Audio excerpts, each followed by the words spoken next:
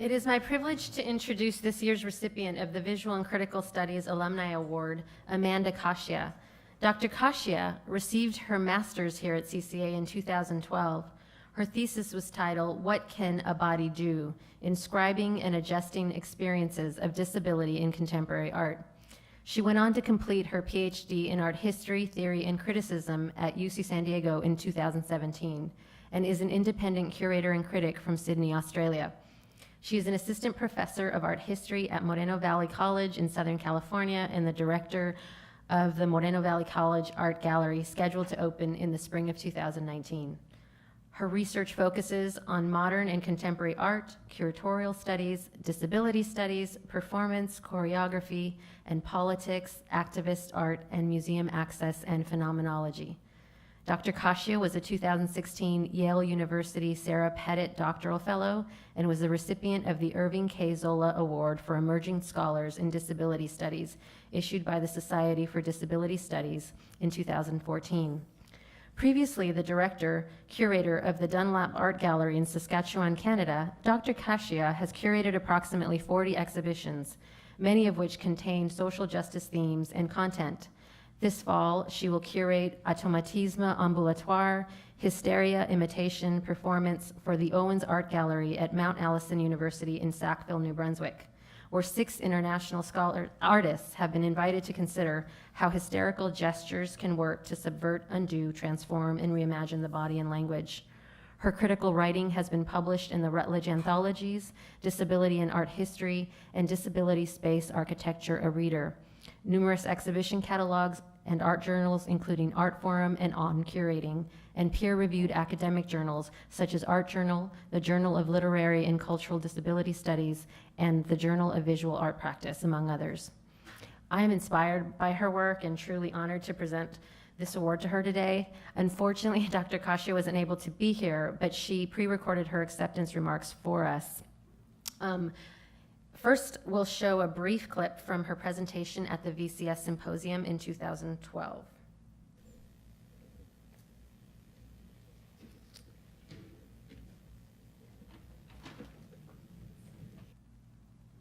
Hello everyone.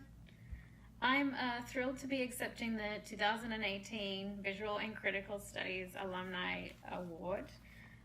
This is quite an amazing honor. I'm thrilled to be here sharing my thoughts with you today. I'd like to thank all of the students who voted for me, and I'd also like to thank all the people who helped with the organization of the award, especially Jackie Francis, Sienna Freeman, and Terza Latimer. I'm really sorry I couldn't be there with you in person today to accept my award, but I do look forward to attending an upcoming VCS forum in the upcoming academic year. So first off, I'd like to congratulate the graduating class of 2018. This is quite an achievement. I recall how hard I worked during my time at CCA, and it was really one of the most fulfilling and productive times of my life. The program exposed me to inspiring theory, mind-blowing professors, and competitive peers. And I'm so glad that I returned to grad school to focus on my area of interest, which is the intersection of contemporary art and disability studies. So it was really the VCS program that opened up a window for me into the enriching and generative world of academia, and how my passion for disability arts could be pushed through a PhD program. So after completing my VCS degree, I did move straight into an art history PhD program at UCSD, thanks to the encouragement, support, and mentorship of my professors at VCS.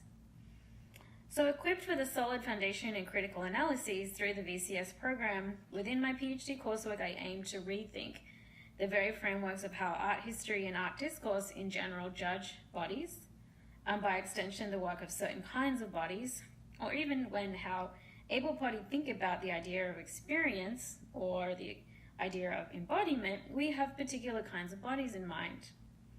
And conventional art history really hasn't accounted for the reality of disabled subjects and their bodies. Or rather, where we see a misshapen foot, we very rarely discuss that in a disability positive manner. In all the art history classes that I ever took, both in my native country of Australia and then when I completed my PhD at UCSD, art historians continued to teach that the ostensible normative male and female body is an aesthetic ideal going back to Leonardo da Vinci's Vitruvian Man and other classical aesthetics from the Greeks, the Romans, and the Egyptians. So none of this was untrue, but it was simply that the art historical aesthetic ideals of perfection, proportion, and beauty found in classical sculpture and modernism, and in architecture through the Golden Section, went unquestioned. The art historians who taught me these aesthetic traditions never offered provocative critical questions around these so-called ideals, and how these ideals should and could be interrogated by examining a disability-centered discourse. This is because there is an internalized, almost unconscious assumption of able-bodiedness in art history and praxis. So if that assumption becomes disrupted by non-normative corporeal forms, then these forms have historically been rejected or marked as pathological, deceased, or other. So I'm certain that most of these art historians of my past never even came across disability studies discourse before, let alone how to think about through a disability studies lens and how this could be applied to art history pedagogy. So I believe that by looking at works by artists who interrogate these assumptions, this leads us to exciting new terrain in contemporary art theory and criticism. So 6 years ago on this very stage in 2012, I rolled my custom-sized podium near the average height podium during the VCS Spring Symposium, surprising everyone in the audience. Terza had given me permission to use my podium, which was created by design students at CCA. It was important for me to put my theory into practice as I was raising awareness around how our built environment is not built for the disabled or atypical body. My thesis focused on several artists who created contemporary works of art based on their experiences navigating the world as people with dwarfism. Given my own identity as a person with dwarfism, this thesis of course had a powerful personal component that was advocating for social justice towards the disabled community.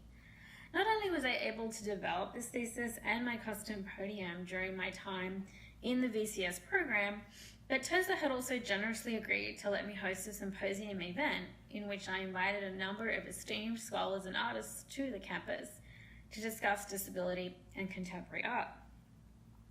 I was able to fundraise for the event and I secured $5,000 for a number of sources in order to assist my event. So an event of this kind was actually a first for the college, and it was well attended and sparked really great generative conversation.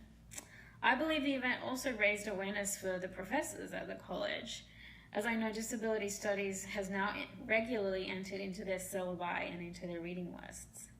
And this makes me really happy, of course.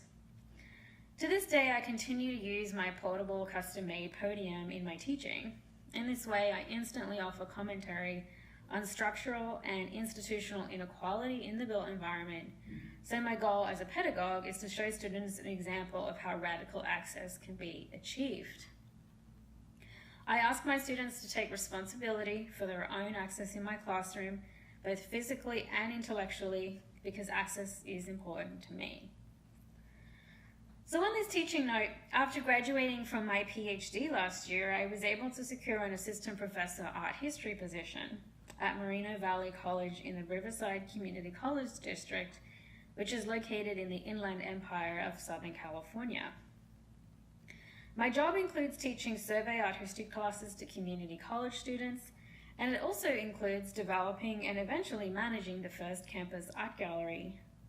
My plan is to ensure that this gallery emphasizes full access for all students, including students from various racial, cultural, and socioeconomic backgrounds. I also plan to develop exhibitions based predominantly on social justice themes. In the short time I've been teaching in the community college system, I've already caught a glimpse of how satisfying and fulfilling this job can be, as students are exposed to art history, most of them for the very first time.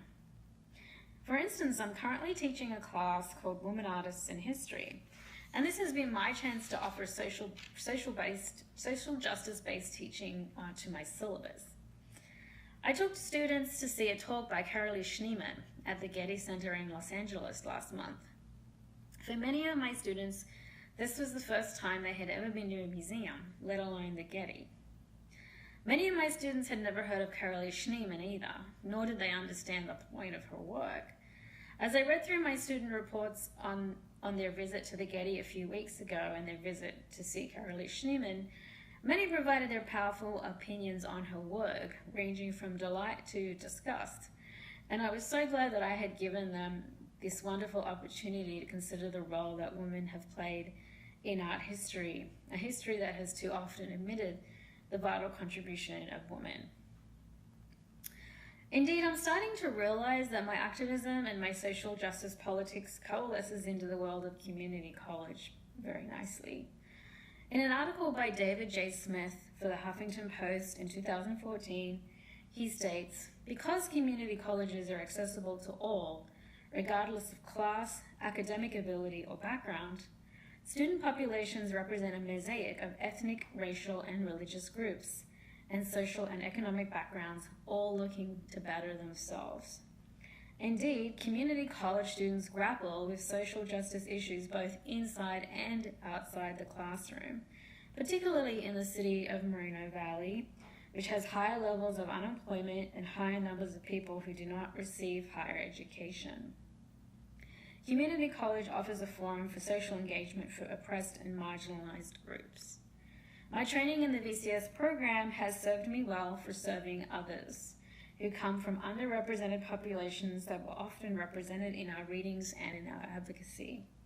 I'm excited about the opportunities that lie ahead for me in the world of community college." In January, I was pleased that the College Art Association's Art Journal published a forum I had organized, where it had invited approximately 20 curators and scholars to write on the topic of curating diversity. It had included artworks, interviews, and short scholarly texts. This was one of the capstones of my academic achievement to date, not only for the incredible honor of being represented in a journal of high standing in our community, but because I had introduced visual description to the journal for the first time. I had asked the editor, Rebecca Brown, if I could include visual description captions with all the images in the journal, and she agreed to my request. As Georgina Gleig says, audio description is an umbrella term for techniques meant to make visual media accessible to blind people. And for readers of Art Journal, they also offered a new modality for digesting visual information, regardless if the user is blind, visually impaired, or sighted. From this, Rebecca, along with Terza, developed a panel for the College Art Association conference held in Los Angeles this past February. And I was pleased to sit alongside distinguished colleagues ranging from the Getty Center to the Smithsonian in order to offer case studies of visual descriptions. In this way, I feel as though my activism is truly making an impact, not least because of its ability to bring greater sensitivity and awareness to diverse audiences and their needs.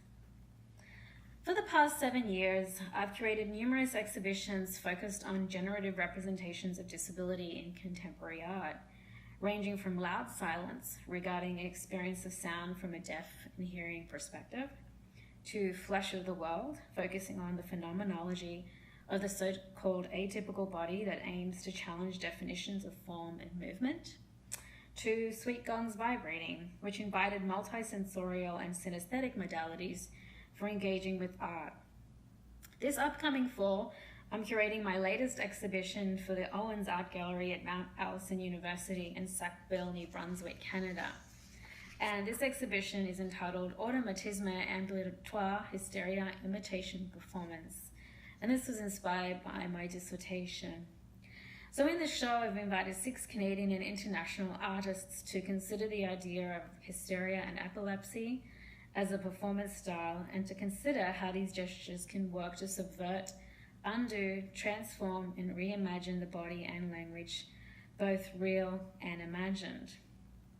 These artists will aim to question, challenge, and complicate the ethical and moral boundaries of imitation and how the so-called pathologized body might be considered under new social and contemporary contexts. Today, I maintain close contact with some of my professors at CCA, including Toza and Jackie, who I'm now proud to call my colleagues. So you will never forget your days in this fabulous program, as it offers an incredible sense of the possibilities for your career as a writer, as a teacher, as an activist, as an artist, as a curator, or maybe all of these things rolled into one. An ability to develop a critical eye of the world, and a burning passion for a socially just and better world. So I am so proud to be an alumnus of this program at CCA, and I'm delighted to be given the opportunity to reflect on my academic achievements with all of you today. So I feel very lucky to belong to a dynamic community of like-minded and supportive scholars. Thank you. I hope you enjoy the rest of your day, and congratulations once again.